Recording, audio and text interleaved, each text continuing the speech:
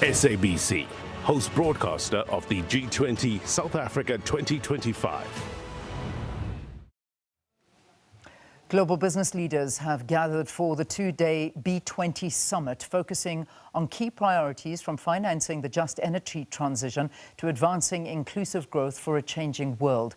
The B20, taking place in Sandton, is a key platform feeding into the G20 process. One of the recommendations from the B20 report is the need for a fair and inclusive global energy transition. Now, for more on this, let's speak to SABC economics editor Tshepo Mongoai. Tshepo, good morning to you.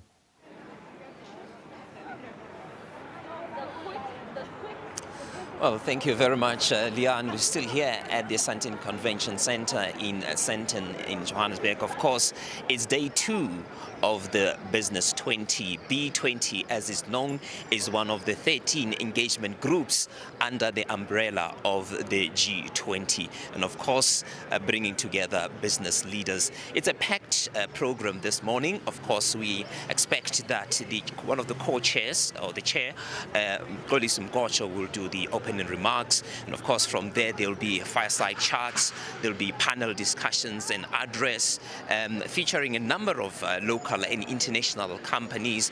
MTN, I see the CEO would also be there. BioVec, the American Chamber of Commerce is also among those that will be participating in these discussions throughout the day. And of course, the program will run all the way up until 4 o'clock. And of course, the highlight of today is the address by the president. Of course, emphasizing in his address is going to be around partnership and of course bringing in business. We know that South Africa, of course, they've been calling for PPP, public-private partnership.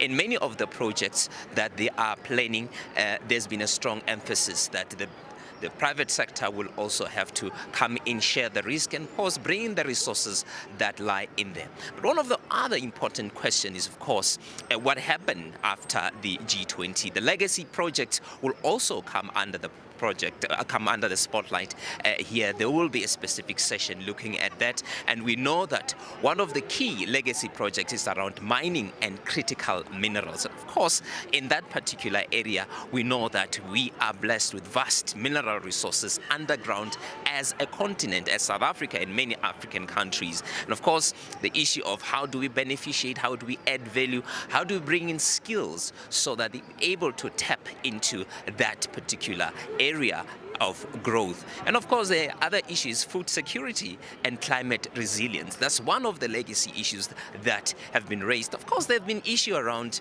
the way G20 works, many others calling it a relay, where you hand over to the next person coming in and not knowing quite sure what's going to happen next. And of course, priority tend to change and differ from one presidency to another. But we know that the issue of food security as a legacy project will be very, very important in light of how many other African countries are impacted by extreme weather conditions that threaten their livelihood and food security. So it's very important that there are projects that will be able and ways that will be able to deal with that issue. Other issues, of course, is the issue of around education and skills.